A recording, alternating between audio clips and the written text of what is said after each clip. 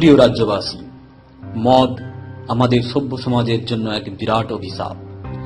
মদ আসলে বিষ, যা পান করে কত ব্যক্তির মৃত্যু হয়েছে তার কোনো হিসেব নেই। সংগ্রামপুর থেকে বসিরহাট, শ্যামপুর থেকে পাঁশকুড়া, খিদিরপুর থেকে ভাঙড়, সারা রাজ্যে মৃত্যু মিছিল চলছে। এই ক্ষতিকারক পানীয়কে অবিলম্বে বাংলা থেকে বিদায় দেওয়া উচিত।